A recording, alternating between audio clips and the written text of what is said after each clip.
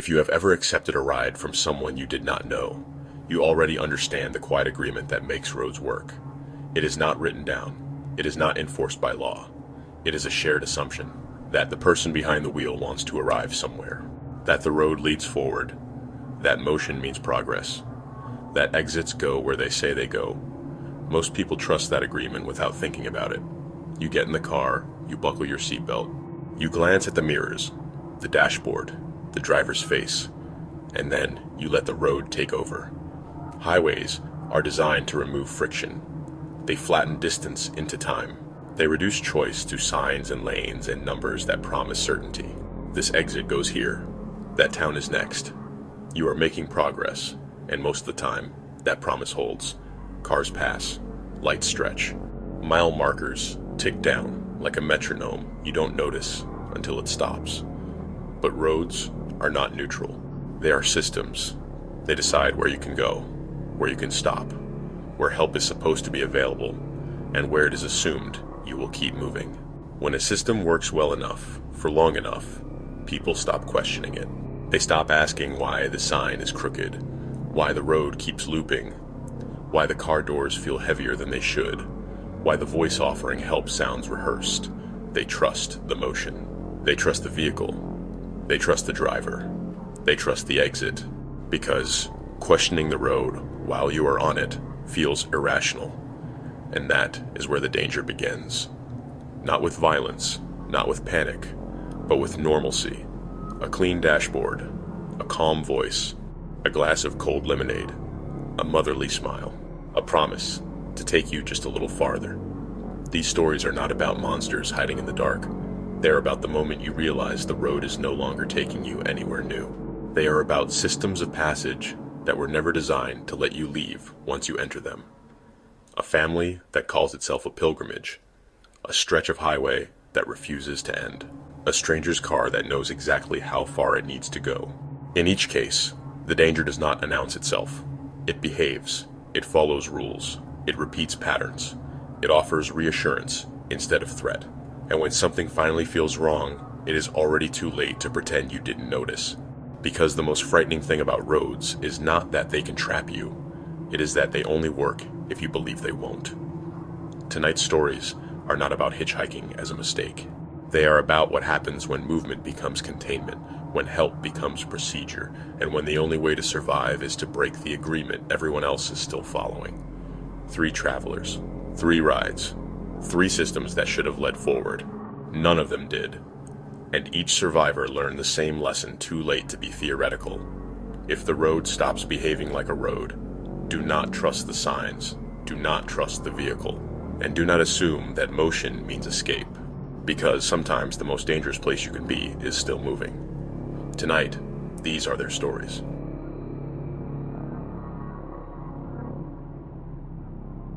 Story 1. Alice's Escape.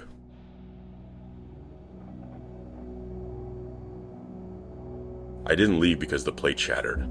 I left because my mother didn't even look to see if it cut me. The shard kissed my cheekbone and then fell away, light as a fingernail clipping. It stung, not enough to cry, not enough to justify anything. The kind of injury you can pretend is nothing. The kind you learn to live with when living with people is a constant negotiation of what you're allowed to feel. My mother stood in front of the sink with her shoulders tight and her hands red from scrubbing something that didn't need scrubbing. She had that rigid, controlled energy that always came before impact. A storm contained in a body. Her eyes flicked past me, past the wall, past the ceramic fragments sliding down the pane, and landed on the kitchen counter, like the counter was the one that needed to apologize. My adoptive father didn't move from his chair. He sat with his coffee and that small, contained smile he wore when my mother's anger wasn't aimed at him. Like this was a show he'd seen before and knew the ending to. He watched her, then watched me, and the smile didn't disappear. "Clean it up," my mother said, voice flat. Not to him, to me, like I was a spill. I pressed my fingers to my cheekbone. The skin was hot, tender, no blood. I hated that. If it bled, I could have proven something. If it bled, I could have made them look at me. "I'll clean it," I said. It was the only sentence in that house that didn't start a war. My name is Alice Morgan. I'm 19 years old. I was adopted when I was 5, and in my family it was said, like a fact you read off a label. Adopted. Like decaf. Like gluten-free. Like a condition you can't argue with. They never hit me. Not the way people imagine. They didn't have to. They had their own system. Their own clean, modern cruelty. A house where the punishments were always plausible. Where no one could ever accuse them of anything without sounding dramatic. You're too sensitive. You're making things up. Why do you always do this? That morning smelled like oven heat and vinegar. My mother had boiled something and left the pot too long. The sharpness of it clung to the air, burned the back of my throat. It made my eyes water. I stood in the kitchen doorway and watched the white steam drift up like a ghost that couldn't find a place to settle. I went to my room and closed the door. My hands moved before my mind could catch up. They'd been rehearsing this for months, in quiet little moments. Late at night, when I stared at my ceiling and imagined a different version of my life. One where my body didn't tense every time a cabinet closed too hard. One where I didn't measure my worth by how invisible I could make myself. I packed fast, because slowness is how you start second-guessing. Sports bra, underwear, a hoodie that still smelled faintly like campus laundry and cheap detergent. 2 t-shirts rolled tight. A pair of jeans. My thrifted notebook, the one I wrote in when my head felt too full. A capped pen. $38 in crumpled bills. My cracked Android. Charger. A water bottle with a half-peeling cartoon cat sticker that made me feel ridiculous and alive at the same time. I stared at the framed photo on my dresser. 5-year-old me between 2 strangers at a courthouse. Me in a stiff dress I didn't choose. Smiling because someone told me to. Their hands resting on my shoulders like ownership. I didn't take it. I slid on my scuffed sneakers and put the backpack on. It felt heavy, in a good way, like weight I chose. When I opened my bedroom door, the house was too quiet. The kind of quiet that presses into your ears. My father's television was muted, but on flickering pale light across the hallway wall. My mother was at the front door, keys in her hand, purse already on her shoulder. She looked at me like she hadn't expected me to exist outside the kitchen. "Where do you think you're going?" she said. Her voice held that familiar edge, not anger yet, but the shape of it. "Library," I said. It came out easy, a lie built from habit. Her mouth curled, not a smile, more like a small twist of disgust. "Of course you are." She didn't ask which one. She didn't say be careful. She didn't say call me. She didn't say anything that implied she was my mother in any way, except the way a landlord is responsible for the building you live in. I stepped outside. The cul-de-sac was sunburned silent. The suburban kind of quiet where the grass is always cut and the mailboxes are always straight and nothing bad is supposed to happen. Where people wave politely while their eyes calculate the cost of your car. Where you can scream inside your own head and no one hears a thing. I walked until my legs started to feel borrowed. The air was hot, thick, shimmering above the asphalt. The farther I got from the house, the lighter my chest felt, like my lungs had been waiting for permission to expand.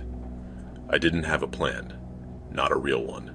I had a vague idea of north, of distance, of getting far enough away that the gravity of that house couldn't pull me back. I had a friend from campus, Callie, who'd mentioned a shelter once in passing, a place in a different city. She'd said it like a whisper, the way people say the name of something they hope they'll never need. I didn't even know if I could find it, but I knew I couldn't stay. The interstate appeared ahead like a wide, loud river. Heat wavered above it, making the distant signs look soft and unreal. Cars cut through the air in a constant rush, a sound like wind and anger mixed together. On-ramps are where people slow down enough to decide what kind of human they'll be. I stood at the edge of the merge with my thumb out, backpack on, sweat slick under my hoodie.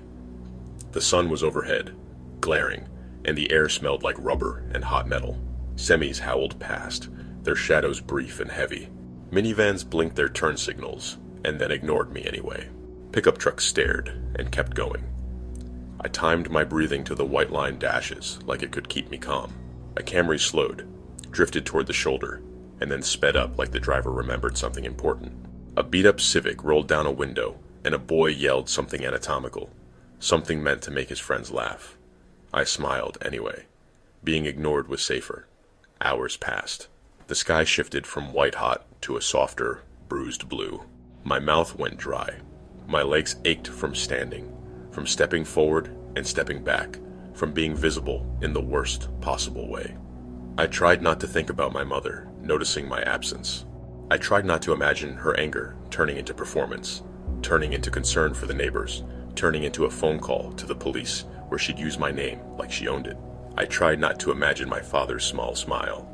A faded gray sedan eased onto the shoulder late in the afternoon, tires crunching gravel like something chewing slowly. The car looked ordinary, too ordinary. Not new, not old enough to draw attention. The kind of car you forget as soon as it passes you. The window rolled down.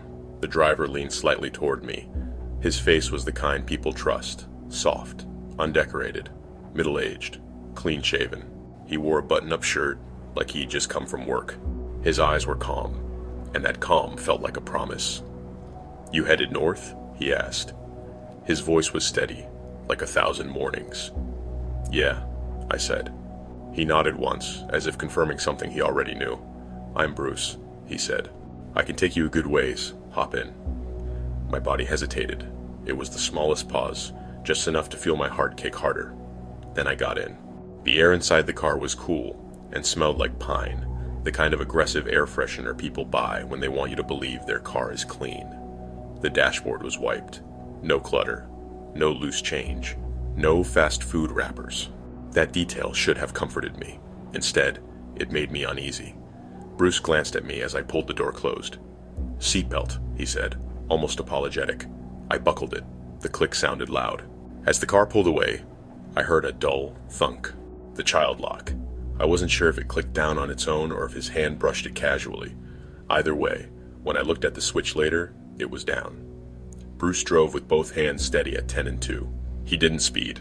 He didn't swerve. He stayed perfectly within the lane lines like he was following rules written in his bones. He asked small questions, normal questions. Where was I from? "Here," I said. "School." "Maybe," I said. "Someday. Family." "It's complicated." He hummed softly, like he understood. Like complicated was a thing he collected. The miles slid by. Trees blurred into a dark green wall. The sky dimmed. The interstate stretched on, endless and impersonal. Bruce didn't play music. He didn't talk too much. He let silence sit between us, like another passenger, a quiet that felt intentional. I watched his hands, the calluses on his index finger and thumb, thick, built from repeated pressure. The kind you get from rope, or tools, or something you pull tight, over and over. In the back seat, half covered by a folded blanket, I saw a tarp. Gray, thick. Next to it, a roll of duct tape. Harmless, I told myself. People have things. People transport things. People go camping. Then my brain played a different version of the sentence. Harmless if you've never watched late-night true crime under blankets, with the volume low so no one knows you're awake. My throat tightened. Bruce glanced at me, just a quick sideways look.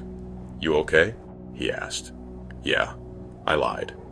He nodded again, satisfied, like my answer fit a pattern he expected. We pulled into a gas station as the sun died behind the trees. It was one of those tired roadside stations with faded Pepsi signs and cracked concrete. The kind of place that looks like it's been there forever, absorbing the exhaust of 1,000 strangers. A bathroom key hung behind the counter, attached to a cinder block. Bruce parked by the pumps and stepped out. The car rocked slightly with a shift of weight, then settled. I reached for the door handle. It didn't open. I tried again, harder. Nothing. A cold pulse ran through my stomach. I pressed the window switch. Dead. I told myself it was normal. Some cars cut power when they're off. Some locks stay locked. But this sedan wasn't new. It was old enough that it shouldn't have been that smart. Bruce was outside, pumping gas, staring at the numbers on the screen like he was doing math. Calm. Patient. I tried the handle again. Locked. My hands started to shake, small tremors I tried to hide by gripping my backpack strap. Bruce got back into the driver's seat. The air shifted as he closed the door. It felt thinner, like the oxygen had been rationed. "You can use the bathroom if you want," he said. "I'll wait." "Door's not opening," I said, trying to keep my voice neutral, like I was mentioning a minor inconvenience. He leaned over me, close enough that I could smell his aftershave, something clean and sharp. He reached across my chest and popped the lock manually. His fingers moved with practiced ease. "There you go," he said, smiling. The smile didn't reach his eyes. I stepped out and forced my legs to move normally. The ground felt unsteady under my feet, like the world had tilted a fraction. Inside the store, the fluorescent lights were harsh. The air smelled like hot dogs and spilled soda. A woman behind the counter watched me with a kind of bored caution that made me want to cry. She had a rose tattoo on her forearm, the petals fading into smoke. I walked toward the bathroom, then stopped at a bulletin board near the door. Missing flyers. 2 of them, yellowed into sepia from sun exposure. 2 girls with graduation smiles that didn't match their eyes. Marisol. Ellie. Someone had written "comeback" in Sharpie across the bottom of one, like the word itself could drag her home. My hands went cold. I stared too long, reading the details, the last seen locations, the phone numbers. Each flyer felt like a whisper of something bigger than me, something that lived along roads like this. In the bathroom, I splashed water on my face. My reflection looked wrong, too pale, too wide-eyed, like a person who suddenly understands what genre she's in. I counted to 20, then 30. I rehearsed leaving. I rehearsed asking the clerk for help. I rehearsed running. Every rehearsal ended with Bruce's calm hands pulling me back into his car. When I stepped out, Bruce was standing by the front door, holding the bathroom key between 2 fingers, like he'd been waiting to hand it back. He smiled again, polite.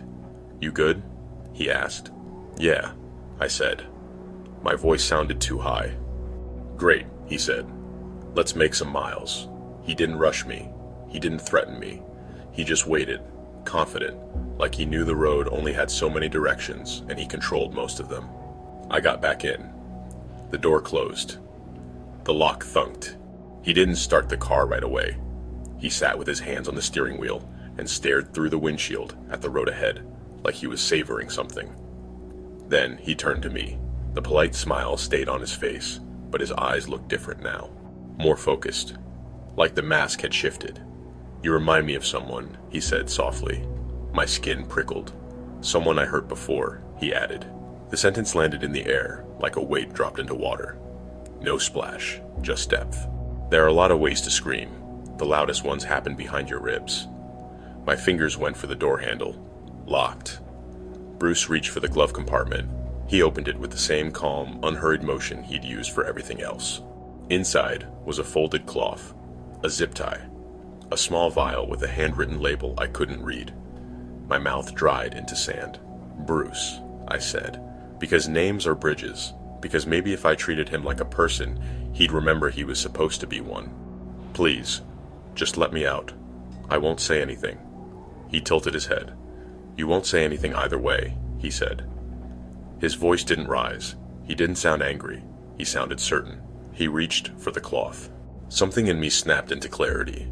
Not the kind you get from calm, but the kind you get from danger. My body moved before fear could freeze it.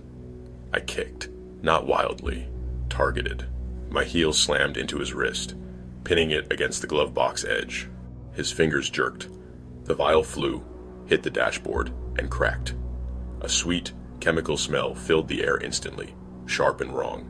Bruce's face stayed polite for a fraction too long, like he was trying to keep control of the expression. Then the heat flared behind his eyes. He lunged. I went through him. I don't know how else to explain it. I didn't move away. I moved through, across his lap, scrambling like an animal that doesn't care about dignity, only escape. My shoulder smashed into the door. Pain shot down my arm. I clawed at the manual lock, yanking with every scrap of muscle. It popped up. I threw the door open and fell out. The asphalt hammered my knees. My palms scraped. My breath tore out of me. I ran. I ran bent low, a deer that knows it's being sighted. I didn't look back because looking back is how you die in stories like this. The store lights were a beacon. I sprinted toward them, every step a prayer I didn't believe in. When I hit the door, it banged open, and the bell overhead screamed. "Help," I tried to say. It came out mangled, raw, like my throat had forgotten how to form words. The woman behind the counter looked up, and something in her face changed instantly. Not surprise, not confusion, recognition. She grabbed her phone with one hand and, with the other, pulled a baseball bat from behind the counter like she'd been waiting her whole life to do it. "Lock in," she shouted. Her voice was flat and fierce. It felt like a spell. A man in the back of the store, near the coolers, froze. Another customer turned, eyes wide. The clerk slammed a button under the counter, and the front door made a thick clicking sound. I stumbled behind the counter, shaking so hard my teeth clicked. Through the window, I saw Bruce's sedan reverse sharply, gravel spitting. The car swung around with a clean, controlled turn, then shot toward the exit, merging back into the hungry lane like it belonged there. He didn't look back. Predators don't have to. They know the forest will always offer another path. Police lights arrived 20 minutes later, bright and sudden, against the foggy dusk. 2 officers came in with hands resting near their holsters, voices calm in the way people speak when they want you to calm down too. They sat me in a small back office that smelled like rubber bands and burnt coffee. The clerk, her name was Tessa, brought me a bottle of water without asking. My hands shook too much to open it at first. She twisted the cap for me and slid it closer, like she'd done this before. The officer took my statement while looking down at a notepad. "What kind of car?" he asked. "Gray sedan," I said. "Not new, clean, pine air freshener." "Driver's name?" He said. "Bruce," I whispered. "License plate?" My stomach dropped. I didn't. I wasn't. My voice cracked. I didn't look. "It's okay," Tessa said from the doorway, and her voice wasn't soft. It was steady. "We have cameras." The officer finally looked up at her, like that mattered. They let me wash the blood from my knees in the tiny sink. It wasn't much blood, more like angry abrasions, raw skin and grit. My jeans were torn. The water ran pink for a moment, then clear. In the mirror, I saw the small cut on my cheekbone, the one the plate shard had made.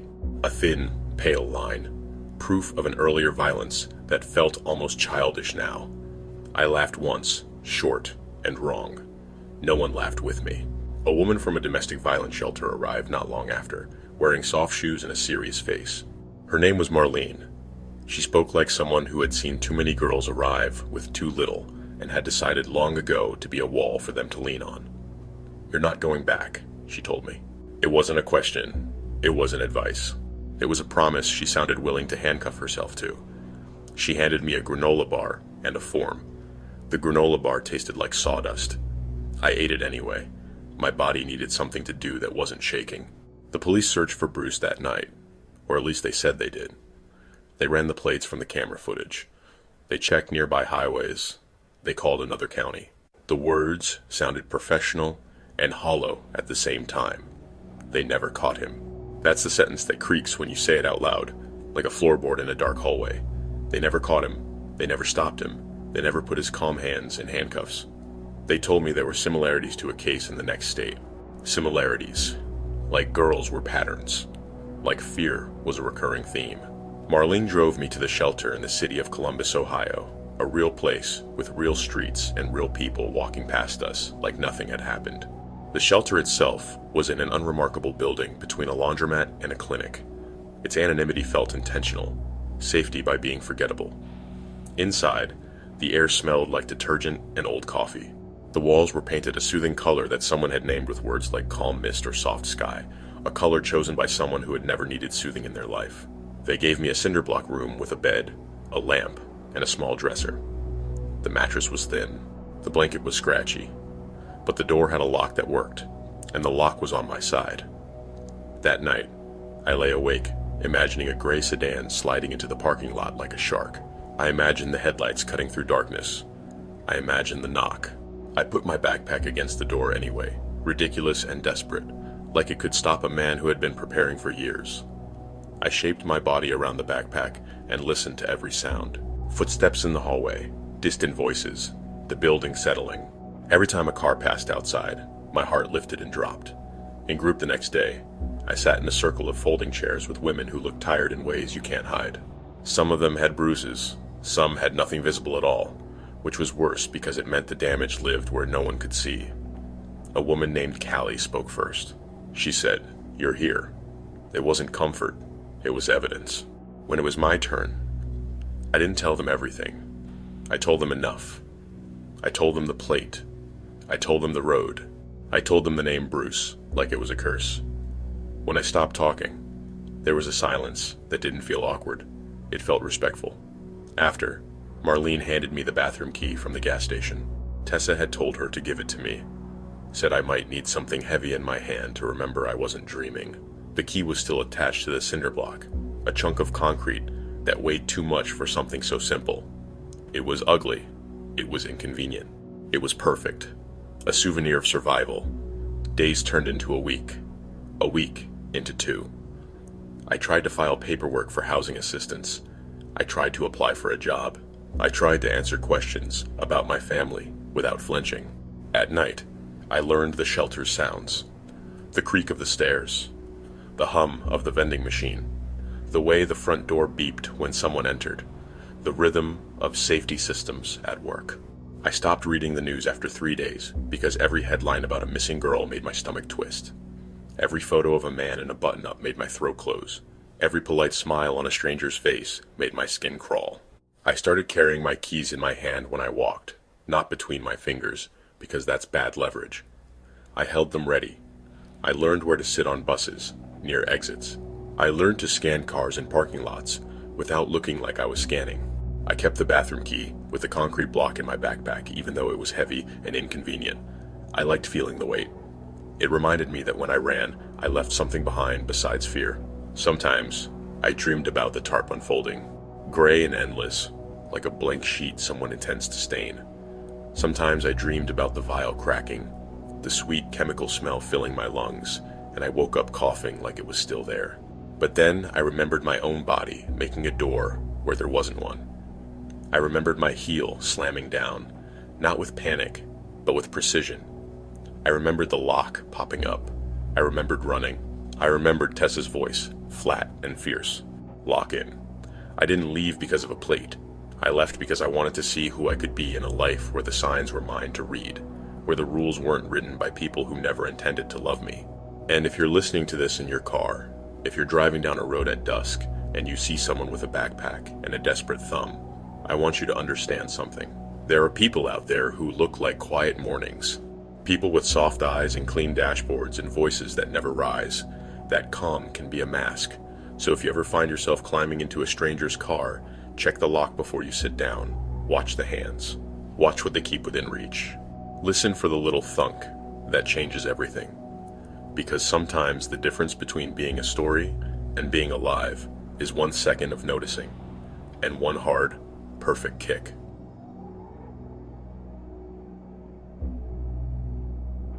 Story 2. The Church on Wheels.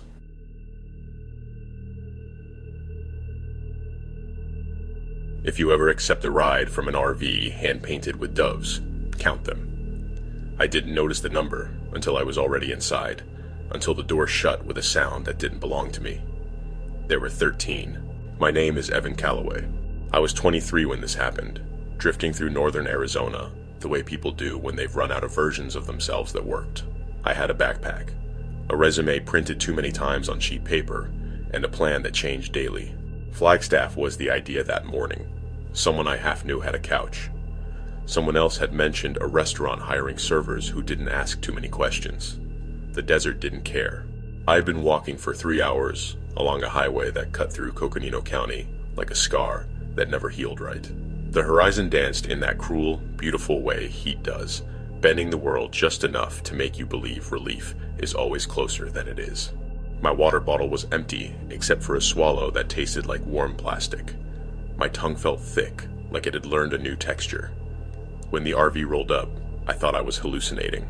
It was boxy and sun-bleached, older than most things still trusted with motion. White doves had been hand-painted along the sides, wings extended mid-flight, brushstrokes visible up close. They weren't perfect. Some had thicker wings, some thinner, some with eyes that looked like they'd been added as an afterthought. They circled the RV, flew nowhere. The driver leaned out of the window. She wore a wide straw hat tied under her chin, the kind you associate with farmers markets and people who talk about sourdough starters like children. Her face was open, earnest, the kind that makes you feel rude for being suspicious. "Brother," she called, voice bright. "You look touched by heat. Come cool down. Touched by heat. She said it like a diagnosis. I should have kept walking. Every instinct I had whispered to keep my feet moving. But thirst does strange things to judgment, and loneliness is louder than instinct when it's been talking to itself all day. I trusted her. Inside the RV, the temperature dropped instantly. Cool air brushed my skin like forgiveness. The space felt curated. Quilts draped over benches. Mason jars filled with wildflowers and twine. Wooden slats screwed into the walls, each hand-lettered with verses that felt almost biblical, except the words leaned slightly wrong, like a song sung half a step off key.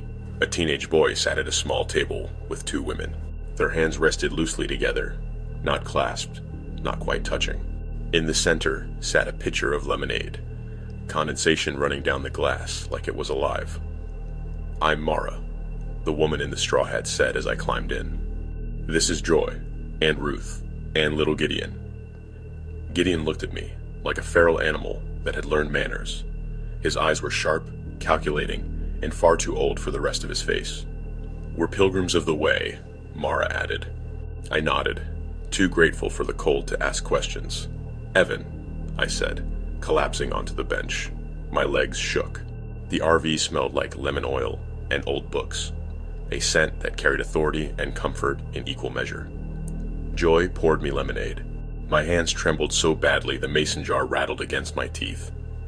"We help travelers," she said gently, "because the way asks us to." "What way?" I asked. All four of them answered together. "The way." The capital letter was audible. They asked where I was headed. "Flagstaff," I said. Ruth shook her head slowly. Her hair was braided tight enough to look painful, each strand locked into place with intention. "The way bends there," she said. "We're heading to a gathering outside Cottonwood. Come rest with us tonight. We'll take you farther in the morning." The lemonade was impossibly cold. It made stars bloom behind my eyes. There was something faint in the taste, something that wasn't lemon or sugar. Bitter, then gone. I drank anyway. We drove. The RV hummed contentedly, like it knew the road personally. Outside, the desert shifted as evening approached. Saguaro silhouettes stretched long and thin. Scrub brushed past like whispered warnings. The sky bruised from blue to purple to something deeper. Inside, Joy braided string into chords while humming softly. Gideon watched me without blinking. Mara drove, with one hand on the wheel, and the other resting near a small metal tally counter clipped to the dashboard. Every few miles, she clicked it. Click. "What are you counting?" I asked. "Blessings," she said, smiling. The smile felt pinned in place, like a brooch. The highway narrowed. My phone buzzed once, then went dead. No bars. The map dissolved into a white field, like it had never known this place existed. The RV turned onto a road my GPS didn't recognize. Gravel popped beneath the tires. The desert rose and leaned in, taller now, closer. We crested a low hill, and I saw them. A circle of RVs sat below us, all white, all hand-painted with doves. Dozens of them, arranged with careful symmetry.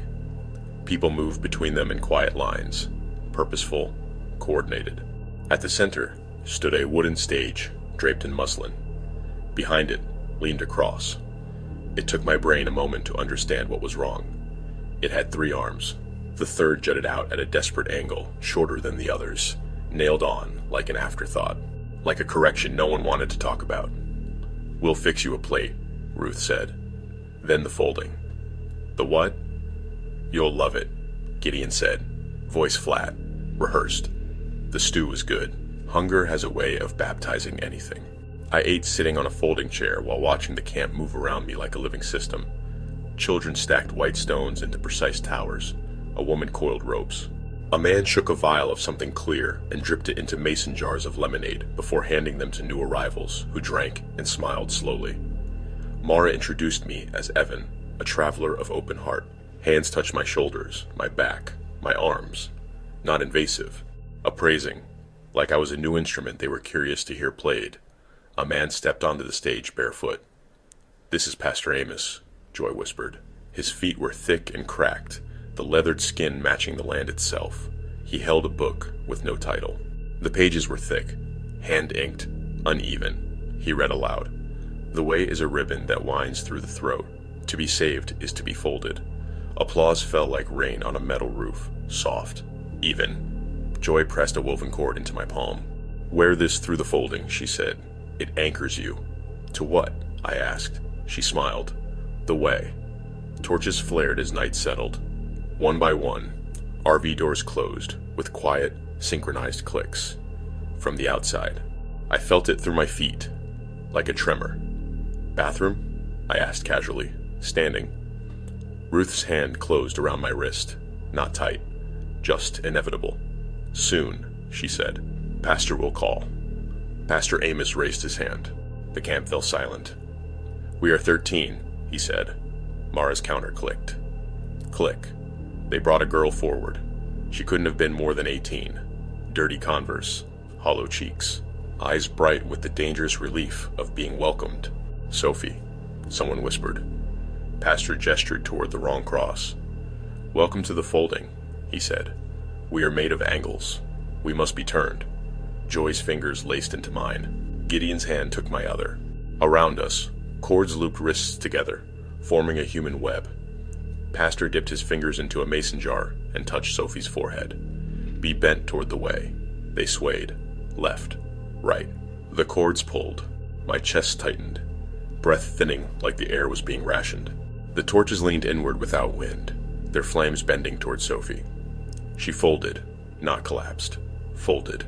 Knees to stone, body angled just so, like paper guided by practiced hands. The crowd sighed. My palm burned. The woven cord gleamed wet, fibers slick with oil. My skin beneath it felt numb, anesthetized. I slipped the cord off slowly. Joy's fingers spasmed, like she'd been shocked. Her eyes snapped to mine, smile gone. Pastor Amos looked at me. He didn't shout, he didn't move, his gaze locked like a pin. Bathroom, I said again. Ruth tilted her head. Gideon, she said. Show him. The boy led me past the RVs to a portable toilet at the edge of the camp where the desert began again. He hummed the almost hymn, tuneless, endless. I locked the door, pressed my ear to the plastic, waited for the chorus, hummed along. When the song swelled, I slid the latch the other way and pushed the back panel until the hinges complained. The desert night held its breath. I slipped out and crawled low through scrub, moving between shadows cast by torchlight. The rhythm of the song helped me time my movement. Music became cover. At the far edge, 2 white stones were stacked like eyes. I knocked them over. The clink was thunder. The song stuttered. I ran. Desert running is a negotiation. Ankles bargain with rocks. Lungs argue with dust. The dark hides holes just big enough to take a knee or a life. Behind me, a whistle cut the air. 2 long, 1 short. Lights flared. Voices braided into song. Faster now. Urgent. Like sound could pull me back. I aimed for the road. Headlights appeared in the distance. I waved until my shoulders burned. The car didn't slow. Then a horn blasted, angry and human. A semi-truck. I ran into its light. It braked hard. Rubber screamed. The driver opened the door and yelled something that ended in disbelief. Then she saw the RVs cresting the hill behind me. Get in if you want to live, she shouted. I did. She floored it. In the mirror, the RVs receded, doves blurring as one by one their headlights winked out like the night swallowed them whole. At a truck stop an hour later, the driver, Tina, poured me coffee that tasted like the opposite of lemonade. You file a report? She asked. I nodded. I didn't tell her about the cord. In the shower, 13 crescent bruises bloomed around my wrist. 13 doves. I counted them twice. I haven't worn a bracelet since.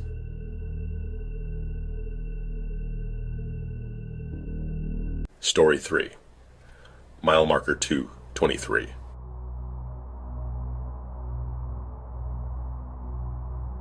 If you ever wake in a moving car and the radio is playing static that sounds like breathing, don't open your eyes. If you do, you'll see the exit sign for mile 223 no matter what state you're in. I'm Rachel Madsen. I was 26 the first time I saw it, and I can still tell you what the air smelled like when the bus broke down. Hot rubber, diesel, sun-baked dust. the sweetness of spilled soda on concrete. The bus had limped off Interstate 40 like it was embarrassed to be dying in public. We rolled into a turnout beside a town that sold fireworks and salvation side by side. One building had a neon cross in the window. The next had a banner that said "Buy 2, get 1 free," and the cartoon explosion on it looked like a happy sun. People filed off in that resigned, irritated way they do when travel stops being a process and becomes a problem. The driver stood at the door with his clipboard and his practiced shrug. "Next bus," he said, looking past us instead of at us. "Tomorrow, maybe." He said it like weather, like tomorrow was a loose concept.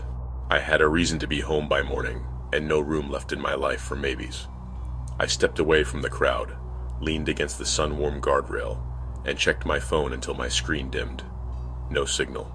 The kind of dead zone that makes you realize how much modern life depends on invisible towers, and the assumption that help is always one bar away. I told myself I could walk to town, find a motel, call someone. Then I saw the town. Just a handful of buildings clinging to the highway, a strip of dust and signage and cheap promises. The kind of place that exists because people pass through, not because anyone ever arrives. The sun was lowering in layers, purple eating orange, the sky turning the color of a bruise that hasn't decided if it wants to hurt yet. I did the thing you're not supposed to do. I walked to the highway, waited for a break in traffic, and stuck out my thumb like I was in a cautionary tale right before the music goes minor. The first few cars didn't slow. Headlights and taillights slid past in steady lines, indifferent. A semi blasted by, and the wind of it rocked me back on my heels like the road itself wanted to warn me. Then a sedan with a cracked windshield eased onto the shoulder. It was an older model, silver gray, sun-faded in places. The crack in the windshield ran from the passenger side like a lightning bolt trapped in glass. The engine sounded tired but willing. The driver was a woman around my mom's age, hair in a messy bun, a face with worry lines that felt familiar, the kind you earn by caring too much about things you can't control. She leaned across the passenger seat and rolled down the window. "You okay?" she asked. Her voice was cautious, but not cold. "Yeah," I said quickly. "Bus broke down. I just need to get past Salisaw, maybe toward Oklahoma City." She blinked, thinking. "I'm going as far as Glendale," she said. Not the best, but it's something. I didn't know where Glendale was. I didn't care. "Thank you," I said, and got in. The interior smelled like stale air freshener and warm fabric, the kind of scent that means someone spends a lot of time in their car. The seats were worn but clean. A grocery list sat on the dashboard with a child's handwriting at the bottom, looping letters that looked practiced. The radio was on low, not music, just a faint hiss of static, soft enough to ignore. She pulled back onto the highway smoothly. "I'm Darla," she said. "Rachel," I replied. She nodded as if names were important, as if saying them out loud anchored something. We drove for a while in silence that didn't feel awkward. Just two women moving through a wide, empty stretch of Oklahoma night, the world outside flattening into dark fields and distant tree lines. After a few miles, Darla spoke again. "My son can't sleep without the radio on," she said, like she was confessing something odd. "Not music, static. Breathing makes him nervous, but static calms him. I don't know why." She laughed softly, but it wasn't amused. It was the kind of laugh people use to keep from crying in front of strangers. "That's kind of sweet," I said, because it felt safer than saying it sounded like a symptom. Darla's fingers tightened on the steering wheel for a second. "Yeah," she said, "sweet." The highway unspooled ahead, pale lines flashing beneath our headlights. My body began to settle into the motion. The hum of tires on asphalt has a way of making you trust, of making you believe nothing can change as long as the road continues. I checked my phone again. No signal. The map application opened anyway. The blue dot floating uselessly in a blank field. Darla's car clock read 9:47. Then the radio hiss shifted. It wasn't louder. It wasn't clearer. It just changed. The static began to sound like a lung. In, out. Slow. Measured. Almost human. The dial turned by itself, one notch, like a slow blink. Darla frowned and tapped the console. "This piece of junk," she muttered. I tried to smile, tried to keep my tone light. My dad used to make me hold the antenna near the windshield, I said. Like my arm could improve the signal. Darla didn't laugh. Her eyes stayed on the road, but something heavy slid behind them. Not fear. Recognition. Up ahead, the reflective green glow of an exit sign rose into view. Mile 2, 23. The numbers gleamed cleanly. The 3 hung slightly crooked, canted to the side. I could see the missing bolt because the sign tilted just enough to make it visible. We passed it. I glanced back, watching it shrink in the side mirror. A few minutes later, I looked at the clock again. 9:47. I frowned, convinced I'd misread it. Darla's hands were white-knuckled now, gripping the wheel like she was holding the car in place with force. The static breathed. In. Out. The exit sign rose again out of the darkness ahead, impossibly familiar. Mile 223. Same missing bolt, same crooked 3. A cold feeling slid down my spine, slow as syrup. "That's weird," I said. Darla didn't respond. We passed it again. My phone screen lit as I shook it awake. The blue dot on the map didn't move. It sat in the same place like a bead pinned to glass. When I zoomed out, the map loaded in patches, and the highway beneath us looked like a line drawn too many times. The static whistled once, like wind through a bottle. Then it almost formed a word. Wait. My stomach clenched so hard I tasted metal.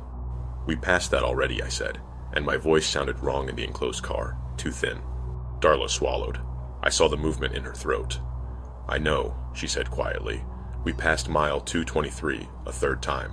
That's when the rule inside my head finally broke." "Stop the car," I said.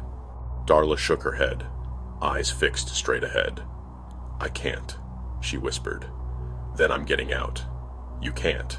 She said it like she was repeating a law she hadn't written. I reached for the door handle. It didn't open, not locked. I could feel the latch move. The door just resisted, like pressure held it sealed. Like the car was at altitude and the outside world was too far away to touch. My ears popped. The static laughed. Not a sound. Exactly. More like the breathing pattern changed into something that carried amusement.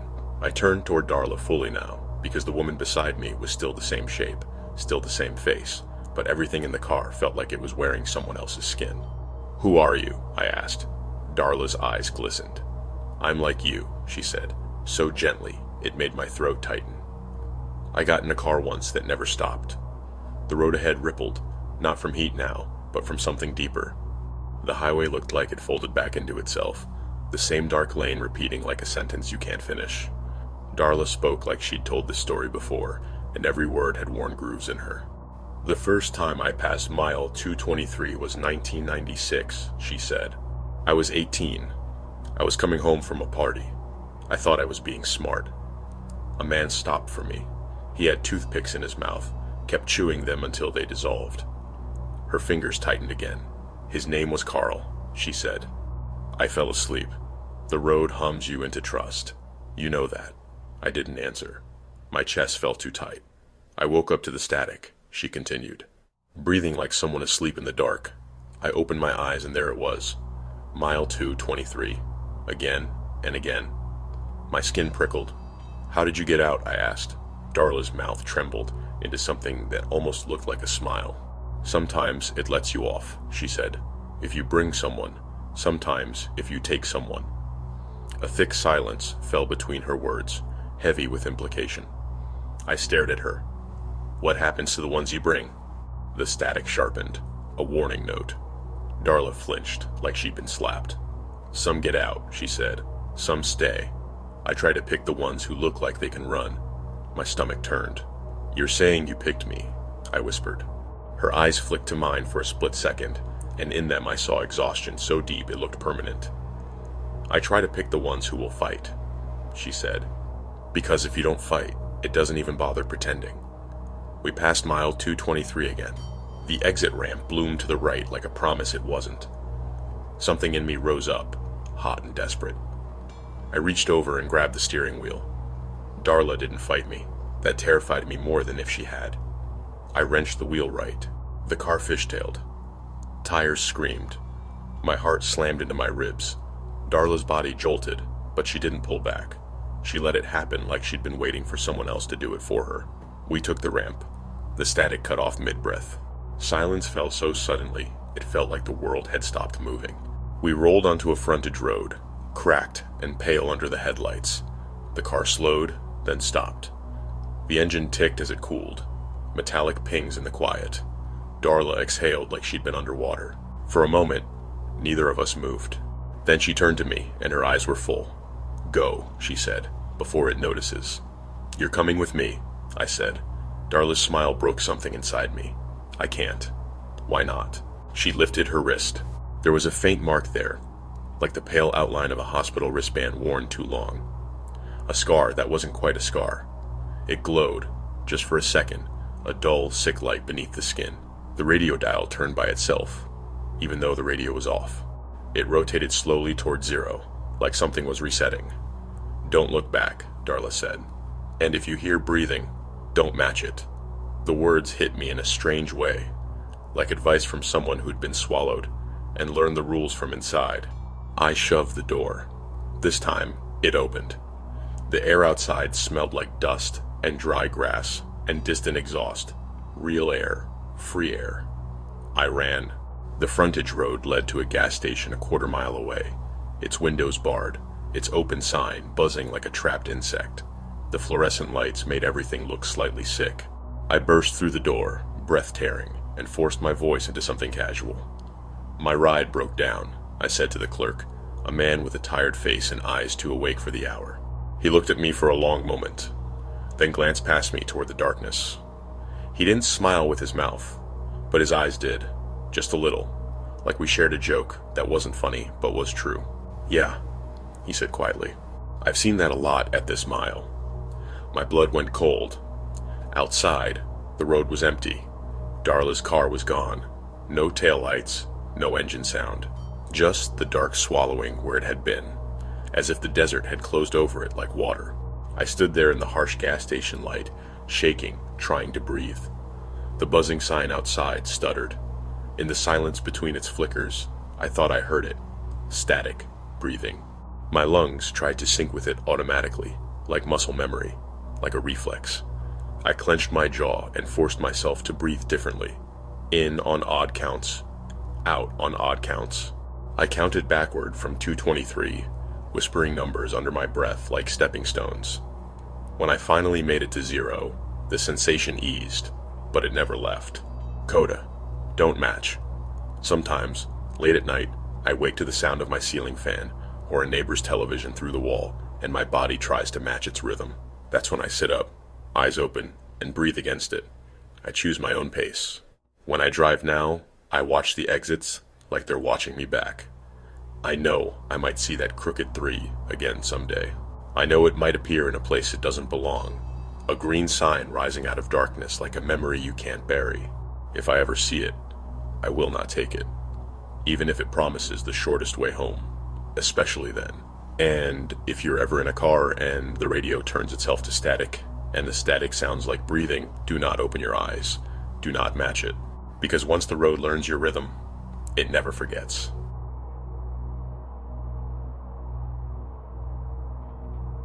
You have reached the end of tonight's journey. The final mile. The last place the road was willing to take you. After this, everything returns to normal. Cars keep moving. Exits keep appearing. Engines hum. Radios play. People accept rides, offer help, and assume that motion means safety. Because that is what roads are supposed to do. They are supposed to carry you forward. They are supposed to connect places. They are supposed to lead somewhere that exists. And most of the time, they do. If any part of these stories stayed with you, if something tightened when the car door locked from the outside, when the hymn never quite matched the words you remembered, when the exit sign appeared again exactly the same as before, then you already understand the danger was never the ride itself. It was the system that made the ride feel safe. A family that followed rules. A community that counted itself carefully. A stretch of highway that repeated with perfect consistency. Nothing chaotic. Nothing rushed. Nothing that looked like an accident. Because the most unsettling traps are not built to feel hostile. They are built to feel normal. A clean dashboard. A polite smile. A glass of cold lemonade. A driver who knows the road better than you do. Each of these stories ended the same way, not with rescue, but with escape. And that distinction matters, because escape means the system did not fail. It worked. It did exactly what it was designed to do, right up until the moment someone refused to keep following it. A door forced open, a cord slipped off, a wheel turned the wrong way. That is the part most systems never account for, the human moment. The one where instinct overrides trust, where politeness is abandoned, where the agreement breaks, and once it breaks, the road does not chase you. It simply closes behind you and waits for the next traveler who still believes motion means progress. If these stories unsettled you, consider what they ask you to notice. Not the violence, not the cult, not the looping highway, but the way danger behaved patiently, procedurally, as if it had all the time in the world. Because systems do not need to rush. They only need you to stay inside them long enough. If one moment stayed with you, tell me which one it was. The locked door that clicked too softly, the hymn that bent just wrong, or the exit sign that should not exist anywhere else. Like the video so these stories reach others who still believe danger always looks dramatic, always announces itself, always comes with warning signs and raised voices, and not the quieter kind, the kind that waits for you to sit down, buckle in, and relax. And if you have your own experience, a ride that felt off, a road that seemed to repeat, a moment where leaving required breaking a rule you were supposed to follow, you are always welcome to share it. Send your experience to the business email in the channel bio, and it may become part of a future Entity Shadows story. Thank you for listening, for staying alert when the road felt calm, for noticing when help sounded rehearsed, for remembering that safety is not a guarantee of motion. Because the most dangerous journeys are not the ones that stop. They are the ones that keep going without ever letting you arrive. And until next time, check the locks, watch the signs, and if the road starts repeating itself, do not assume it will let you off just because it has before. Because some systems are not designed to end. They are designed to keep you moving.